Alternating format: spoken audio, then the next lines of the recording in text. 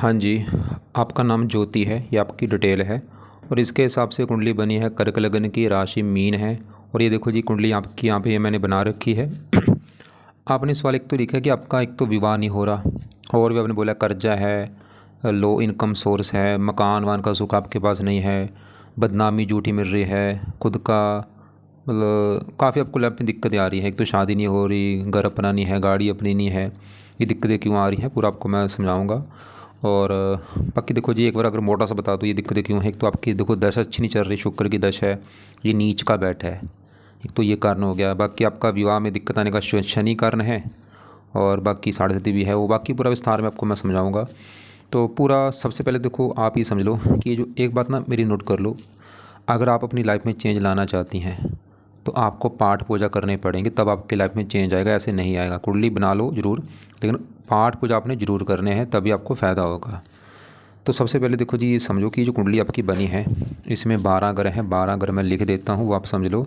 ये है आपकी कुंडली में पहला घर, ये दूसरा घर, तीसरा घर, चौथा, पाँचवा, छठा घर, सातवां, आठवां, नौवां घर, 10वां, 11वां, लास्ट वाला 12वां घर।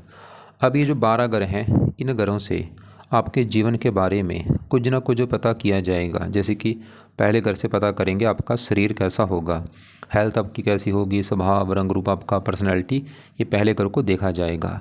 दूसरा घर है धन का घर, तीसरा छोटे भाई बहन, चौथा घर माता, मकान, गाड़ी, भूमि, संपत्ति, पाँचवा बच्चों का है, छठा घर खराब घर होता है, रोग, कर्जा, शत्रु, इस घर से देखा जाता है। सातवां घर पति का घर है, आठवां उम्र आपकी, नौवें घर से भाग्य देखेंगे, 10वां कामकाज, 11वां लाभ, बड़े भाई बहन, 12वां खर्चों का घर है।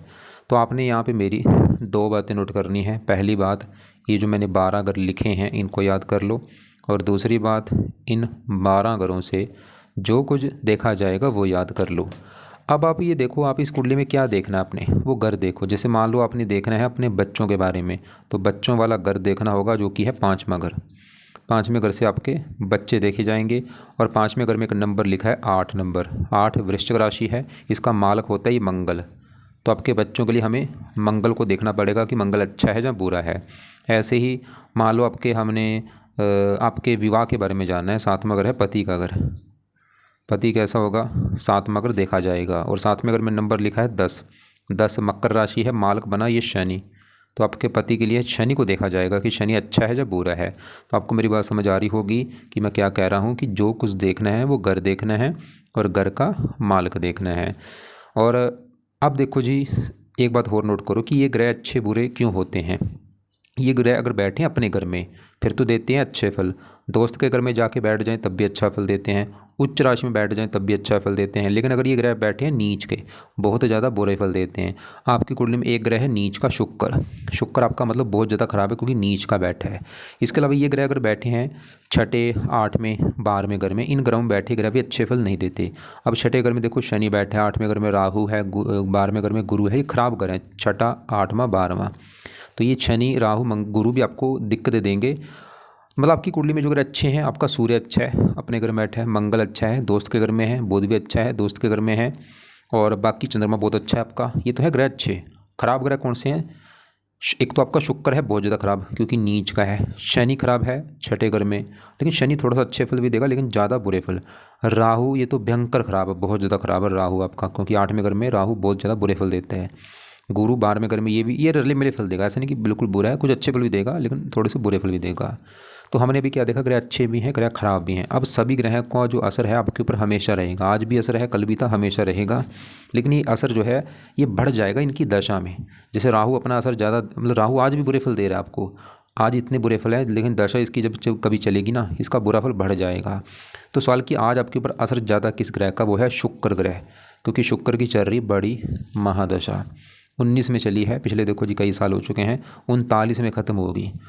मतलब अभी आपकी लाइफ में जो कुछ हो रहा है वो बड़ा कारण शुक्र है क्योंकि इसकी है महादशा, और दूसरा कारण है मंगल जिसकी अंतरदशा है। ये 11 महीना 25 में चली है, पिछले ये 6-7 महीने हो चुके हैं और 27 में ख़त्म होगी।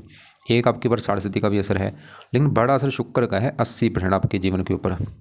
अभी जो शुक्र है, मतलब आपके जीवन में जो कुछ हो रहा है आज बड़ा कारण शुक्र है। मैं फिर बोल रहा हूँ, ऐसा नहीं कि बाकी ग्रहों का असर नहीं है, सभी ग्रहों का असर है, बाकी ग्रहों का असर थोड़ा थोड़ा सा है, लेकिन शुक्र का असर जो है वो बहुत ज़्यादा है आपके ऊपर। अब ये जो शुक्र है अगर तो अच्छा है फिर तो देगा अच्छे फल, अगर बुरा निकला बुरे फल देगा।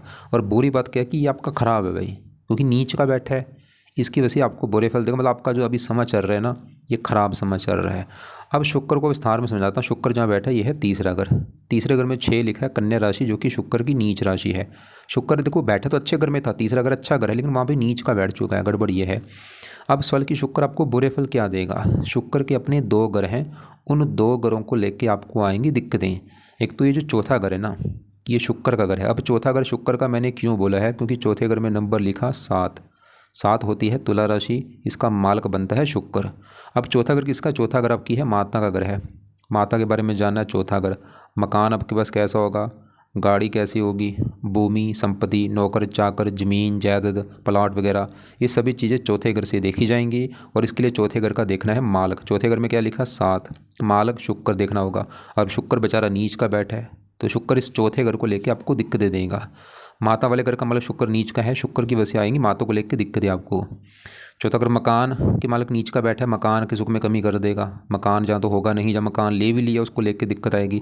चौथा घर गाड़ी, तो गाड़ी का मालिक शुक्र नीच का है, गाड़ी को लेकर दिक्कत आना। नौकर चाकर को लेकर दिक्कत आना, भूमि संपत्ति इन संबंधी चिंता होना। आपने लिखा भी है ये कि दिक्कत आ रही, घर अपना नहीं है, गाड़ी अपनी नहीं है, ये शुक्र की वजह से है। एक बात और नोट कर लो, यहाँ पे ना किसी को दोष मत देना कि मेरे घर वाले ऐसे हैं, वो ऐसा है, पड़ोसी ऐसा। भाई दोष किसी को मत दो, ये पहले नोट कर लो। दोष किसका है, ये आपका दोष है। क्यों दोष है, कि पिछले कर्मों को सबसे कुंडली बनती है। मतलब आपने जो पिछले जन्म के कर्म किए ना, उसकी वजह से आपको ये चीज़ें भोगनी पड़ रही हैं, अच्छी बुरी। जो भी आपके साथ हो रहा है ना, आज अगर विवाह नहीं हो रहा आपकी वजह से है, क्योंकि आपने पिछले जन्म के किसी के विवाह में दिक्कतें पैदा की है। अभी मेरे पास टीवी हो ना, आपको मैं दिखाता आपके, मतलब आपने पिछला आपका जन्म क्या है। देखो खाली आपकी बात नहीं है, सबका ऐसा है, चाहे मैं हूँ। देखो सभी इंसान अच्छे कर्म ही कर रहा है, बुरे कर्म ही कर रहा है। कोई ऐसा भगवान तो है नहीं कि जो पूरे अच्छे कर्म करता है। मेरे से भी लगा लो, अच्छे बुरे कर्म होते रहते हैं, तो उसका भोगना पड़ता है। वो चाहे इस जन्म में भोगना पड़े, चाहे अगले जन्म में भोगना पड़े। और ये कुंडली जो बनती है पिछले हमारे कर्मों के हिसाब से बनती है। तभी आपको मैंने स्टार्टिंग में क्या बोला था, जितने भी हमारे कर्म हैं वो आगे आते हैं ज़रूर, लेकिन देखो कर्म माफ़ हो जाते हैं एक शर्त पे, जो बंदा धार्मिक होता है, धर्म को फॉलो करता है, पाठ पूजा करता है, नाम जप करता है, भजन कीर्तन करता है, करोड़ों पाप उसके धुल जाते हैं।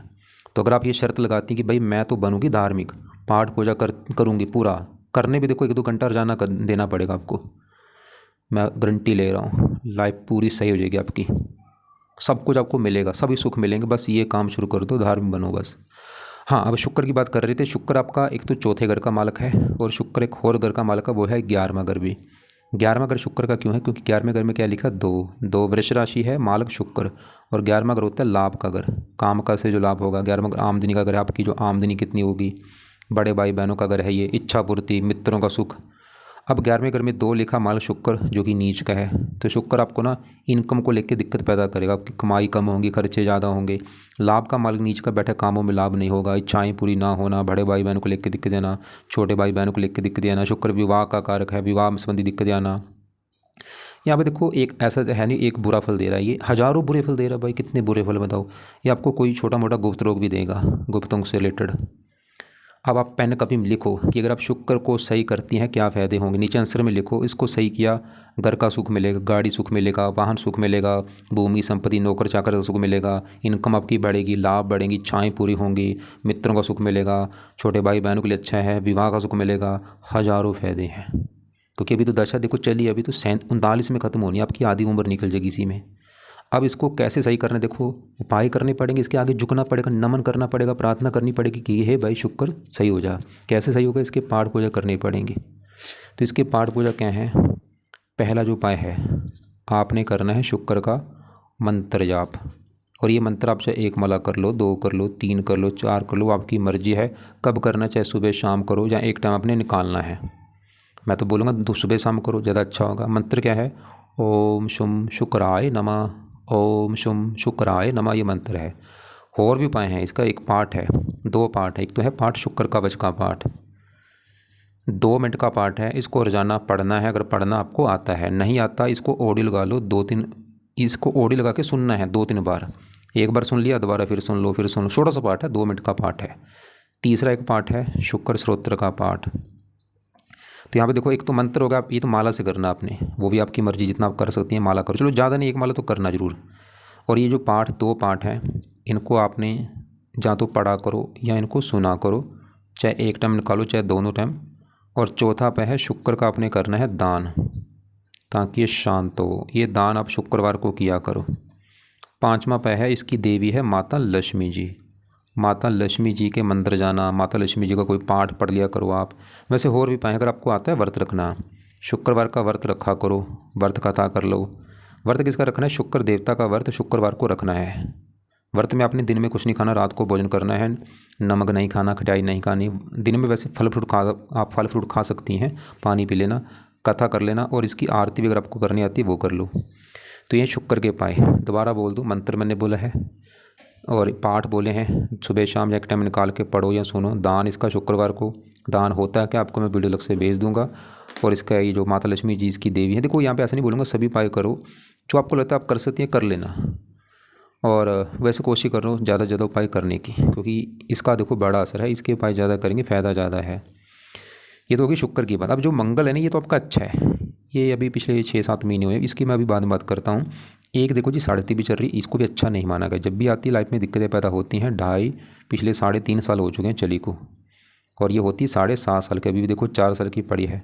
तो अगर आप चाहती हैं 7.5 से बचना, यह है शनि की, तो आपने शनि के 2 उपाय करने हैं। पहला उपाय है शनि मंदिर आपने जाना है, दूसरा शनि चालीसा का पाठ आपने पढ़ना है रात के समय, या शनि का मंत्र करो। इसके और भी फायदे आपको बताता हूँ वो क्या है, लेकिन उससे हाँ एक अभी आ गया हो। 7वां घर किसका था? पति का घर है।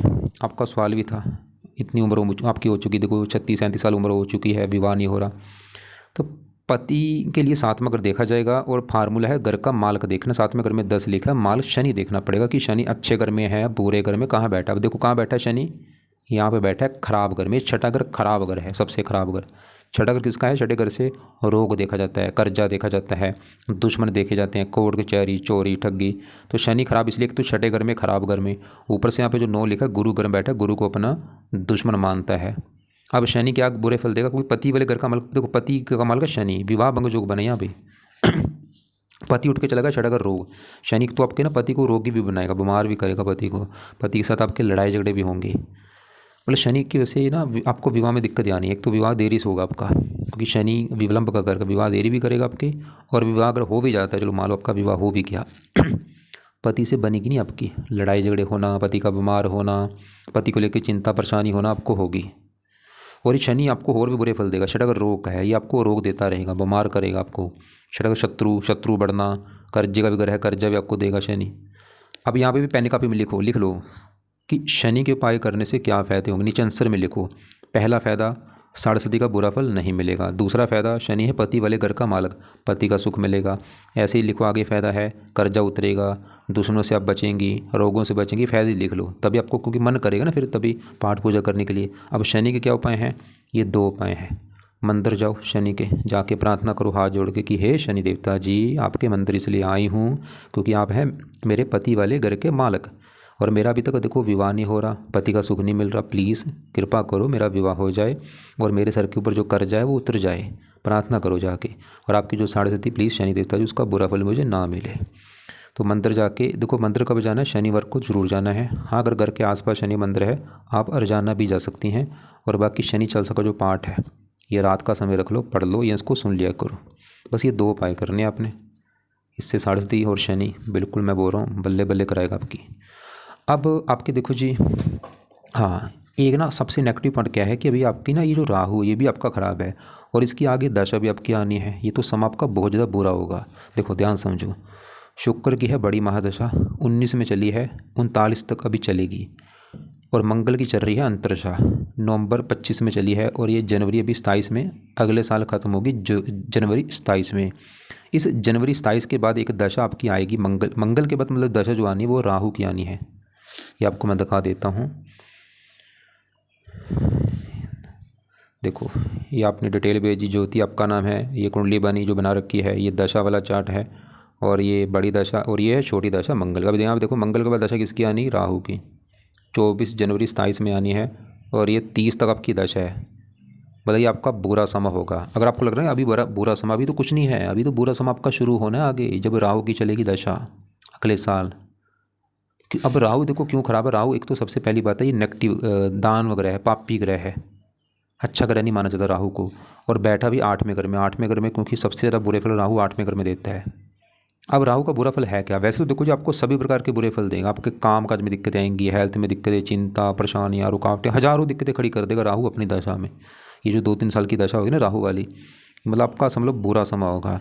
खासकर राहु सबसे बड़ी दिक्कत आपको जो देगा 8वें घर में बैठ के बीमार करेगा आपको, हेल्थ में दिक्कतें बहुत ज़्यादा देगा। और हेल्थ में भी दिक्कत जो देगा आपको, पेट का रोग जरूर देगा, पेट में दिक्कत आपकी जरूर आएगी, या कोई और हेल्थ में दिक्कतें दे देगा, सामाजिक कष्ट देगा, आर्थिक कष्ट देगा, दृष्टियाँ भी हैं 5वीं यहाँ पे, खर्चे 7वीं आप धन की हानि में। चलो अभी दशा आने में, क्योंकि अभी तो टाइम पड़ा है, अभी क्योंकि 5वां महीना है, अभी तो ये भी साल पड़ा है, अगले शुरू होगी। लेकिन अगर आप चाहती कि भाई मैं ऐसा क्या करूँ राहु की जो दशा आए वो दिक्कत ना पैदा करे, तो आपने इसके करने हैं उपाय। तो राहु का पहला जो उपाय है, सबसे पहला जो बेस्ट उपाय है वो है आप धार्मिक बन जाओ बस। मैं आपको फिर बोल रहा हूँ, धार्मिक जो लोग हैं ना, ये राहु शाहु सब दूर होके बात करते हैं, कोई ग्रह कष्ट नहीं देता। ऐसा नहीं कि धार्मिक तो खाली ये नहीं कि धार्मिक कई प्रकार के होते हैं, कि होता है कभी कभार मंदिर चले गए वो धार्मिक नहीं। धार्मिक मतलब जो बंदा रोजाना सुबह शाम पाठ पूजा करता है, आधा 1 घंटा सुबह देता है, 1 घंटा शाम को देता है, जो बंदा रोजाना नाम जप करता है उसको धार्मिक कहा जाता है। तो आपने क्या करना है, धार्मिक का मतलब एक तो सुबह शाम रोजाना मंदिर जाओ, या घर के आसपास जो गुरुद्वारा वहाँ पे जाना शुरू कर दो, सीधी सी बात ये है। और अगर आपको लगता है कि 2 टाइम तो आप मंदिर नहीं जा सकती, 1 टाइम निकालो रोजाना मंदिर। किसके जाना है? जो आपके घर के आसपास मंदिर है, या आपका जो मन करता है, या आपका जो धर्म है उसको फॉलो करो बस। और इसमें भी जो मेन है, अगर आपको लगता है कि मंदिर घर के पास दूर है, नहीं काम चलेगा, कोई बात नहीं, घर पे बैठ के ना नाम जप कर लो बस। धार्मिक में सबसे जो मेन है नाम जप करना। अगर आप नाम जप करती हैं, मैं बोल रहा हूँ पूरा ही लोक भी आपका सही होगा, आगे परलोक भी सही होगा। नाम किसका जपना? सवाल ये है, क्योंकि जितने भी 9 ग्रह हैं इनको एक बनाया है उस परमात्मा ने। ये राहु जितने भी ग्रह हैं ये खुद पैदा हुए हैं, इनको बनाया है परमात्मा ने, जो पूरी सृष्टि का मालिक है। उस परमात्मा का नाम अपने जपना है। उसका नाम क्या है? उसका नाम कुछ भी रख लो, चाहे उसको राम बोल दो, अल्लाह बोल दो, वाहिगुरु बोल दो, सतनाम बोल दो, हरि कृष्ण। उसका एक नाम लेके ना आप सुबह बैठ के कम से कम 15 से लेके आधा घंटा जपना ही जपना है। 20, 25, 30 मिनट आधा घंटा रख लो, हाथ जोड़ के सुबह बैठ के नाम जपना आपने। जैसे आपको कुछ भी नाम अच्छा लगा, आपको मैंने बोला भी था आप कौन से पाठ खोज करती हैं, आपने लिख के नहीं भेजा है, तो आपको मतलब कुछ भी जप लो। जैसे यहाँ पे मैं लिख भी रखे हैं, ये देखो, इसमें आप कोई भी नाम जप लो, आप कृष्ण जप लो, ओम जप लो, अल्लाह, मोहन, सतनाम, वाहिगुरु, हरि राम, कुछ भी ना नाम अपना जपा करो आप। इसके अलावा देखो जी राहु की ना आपने और भी उपाय करने हैं। ये एक तो हो गया, ये हो गया। इसके अलावा राहु का एक दान है, वो भी आप शुरू कर देना। और ये दान अपनी दशा में जरूर करना है। दशा राहु का भी दान आपको मैं वीडियो भेज दूंगा कि राहु का दान होता क्या है। वैसे इसमें कई दान है, लेकिन एक मेन दान आपने जो करना वो है 7 प्रकार के नाज लेके ना पंछियों को डाला करो। और राहु के 2 पाठ हैं, वो भी लिख लो। कौन से पाठ? एक तो है राहु कवच का पाठ, एक है राहु स्तोत्र का पाठ। बेस्ट पाठ है, अभी नहीं पढ़ने, राहु की दशा में शुरू करना अगले साल। तो आपको समझ आ चुकी है राहु के लिए क्या क्या बोला है। एक तो राहु के लिए मैंने बोला है राहु का दान, 7 प्रकार के नाज। ये तो चाहे कल से शुरू कर दो, कोई बात नहीं, सतनाजा बड़ी अच्छी बात होगी। और 2 जो पाठ है वो अगले साल शुरू करना राहु की दशा में। और ये जो धार्मिक वाला काम है ये भी कल से शुरू करो, पाठ पूजा करो, नाम जप करो, भजन कीर्तन करो, मंदिर जाना शुरू कर दो, या घर के आसपास कोई गुरुद्वारा वहाँ पे जाओ। और राहु का रंग है नीला, नीले कपड़े कम यूज़ करने हैं।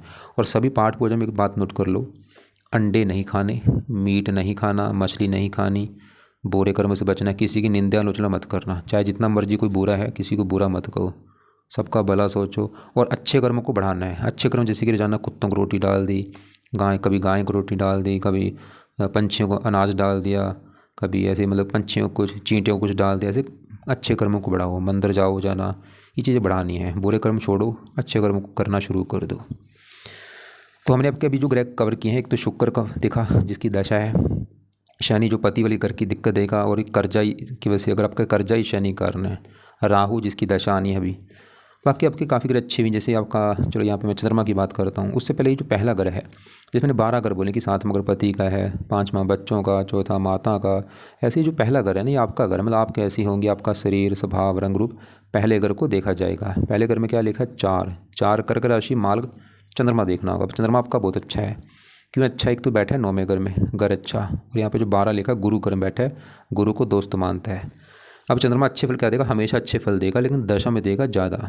अभी तो इसकी कोई छोटी दशा वैसे ही पीछे निकली है एक साल की। और क्योंकि देखो दशा देखनी बहुत ज़रूरी है। आज भी अच्छे फल दे रहा है थोड़े से, लेकिन दशा में इसका अच्छा फल बढ़ेगा। चंद्रमा क्या अच्छे फल देगा? शरीर का मालिक है, फिर भी आपके शरीर को अच्छा रखेगा, स्वभाव अच्छा, रंग रूप, पर्सनैलिटी, सर मस्तक अच्छा। और ये भाग्य घर में बैठा है, मतलब शरीर भाग्य कुछ इसकी वजह से फिर भी कुछ भाग्य साथ देता रहेगा। और अब ऐसे देखो आपका ना ये जो दूसरा ग्रह यहाँ पे देखो बुध, मंगल, सूर्य और केतु, 4 ग्रह बैठे हैं। अब दूसरा ग्रह किसका है पहले ये समझो। दूसरा ग्रह है धन का ग्रह। आप कितनी धनी होंगे, कितना धन जोड़ेंगी, दूसरा घर देखा जाता है। अब दूसरे घर का देखना होगा मालक। दूसरे घर में क्या लिखा? 5, 5 सिंह राशि, मालक सूर्य देखना। अब सूर्य कहाँ बैठा है? इसी घर में। तो सूर्य आपका है बहुत अच्छा, क्योंकि दूसरा घर सूर्य का घर है, अपने घर में बैठा है। क्या अच्छा फल देगा सूर्य? क्योंकि धन का घर है सूर्य, आपको फिर भी धन देगा, धनी बनाएगा आपको सूर्य, कि आप धन जोड़ेंगी, बैंक बैलेंस होगा आपका। सूर्य तो धनी बनने का युग लेकर बैठा है। और बाकी दशा भी देखनी जरूरी है। अगर दशा इसकी अगर आज होती तो धन के लिए अच्छा होता समा, क्योंकि दशा भी शुक्र की जो जिसकी जो नीच का बैठा है, गड़बड़ वही वहीं पे हो रही है। अब इसी के साथ जो मंगल बैठा है ये भी अच्छा है। और यहाँ पे देखो मंगल की भी दशा भी है, 6-7 महीने से चल रही है, ये भी अच्छा है। मंगल के अच्छे फल देगा। अब यहाँ पे मंगल अच्छा क्यों है? क्योंकि ये भी यहाँ पे बैठा है सूर्य घर में, दोस्त के घर में सूर्य के साथ बैठा है, सूर्य को दोस्त मानता है। मंगल योग कारक है, और मंगल आपके 2 घरों का मालक है, उन 2 घरों को लेकर अच्छे फल देगा। और मंगल दूसरे घर में बैठा है धन वाले घर में, मंगल भी आपको धन देगा। ये मंगल भी आपको धन देता है। अगर आज अगर आपकी लाइफ में धन आ रही है, मंगल भी कारण है। और मंगल के 2 घर हैं, उन 2 घरों को लेकर धन देगा। एक तो मंगल का घर ही 5वां घर, 5वां घर बच्चों का घर है। 5वें घर में 8 लिखा, मालक मंगल बैठा है धन के घर में, मतलब बच्चे धन। मंगल ये दिखा रहा है कि आपका बच्चा पैदा होने के बाद भी आपके जीवन में धन आना शुरू होगा, या आपका जो बच्चा वो धनी होगा, और वो या फिर वो आपको धन कमा के देगा, कुछ ना कुछ तो होगा। और मंगल इस 10वें घर का भी मालिक है। 10वां घर है कुंडली में काम काज का घर, पिता का घर, सरकारी नौकरी, मान प्रतिष्ठा 10वें घर से दिखते हैं। 10वें घर में लिखा 1 मेष राशि, मालक मंगल।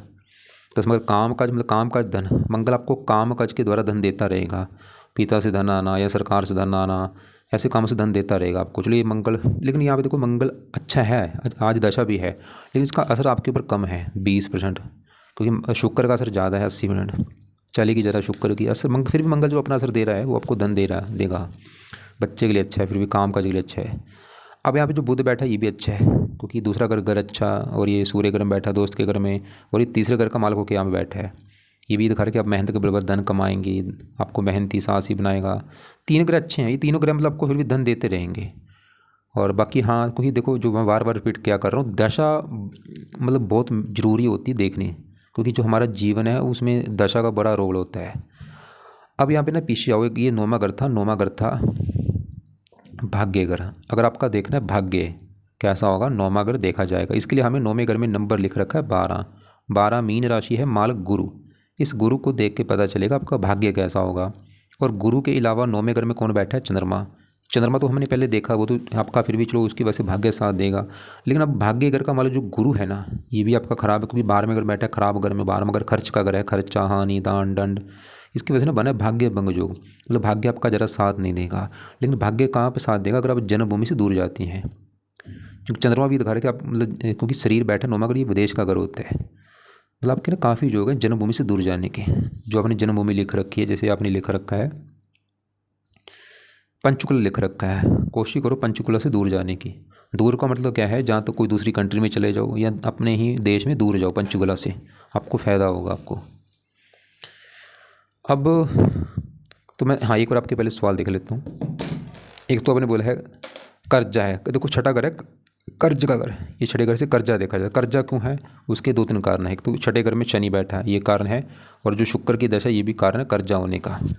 एक अपने बोला लो इनकम सोर्स, 11वां घर इनकम का है, उसका मतलब चंद्र शुक्र नीच का बैठा है, शुक्र की दशा है। मकान वाहन का सुख नहीं है, चौथा घर होता है मकान वाहन, इसका मतलब शुक्र नीच का है।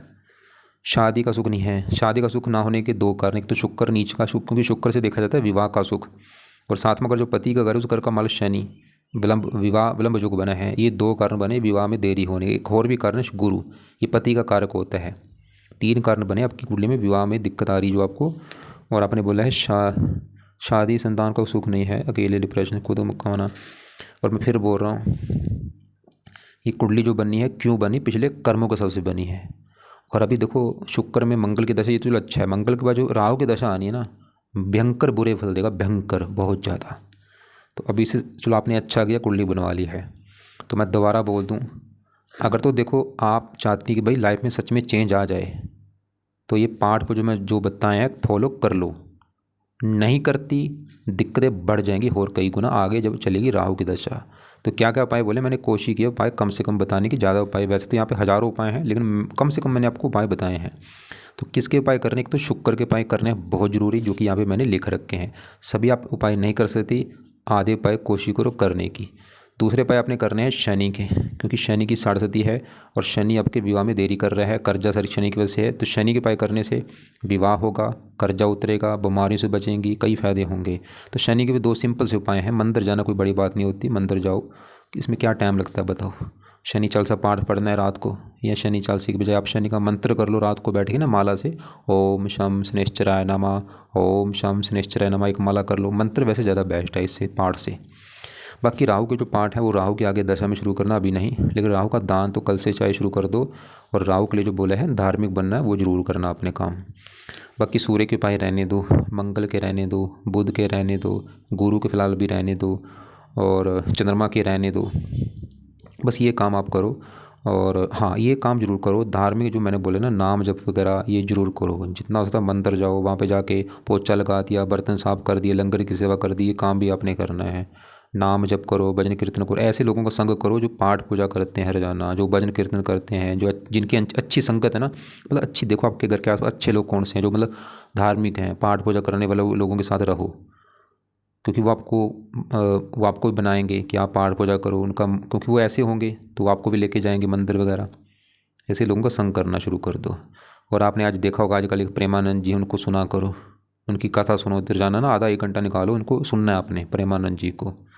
उससे आपको समझ आएगी कि पाठ पूजा का कितना बड़ा फ़ायदा होता है।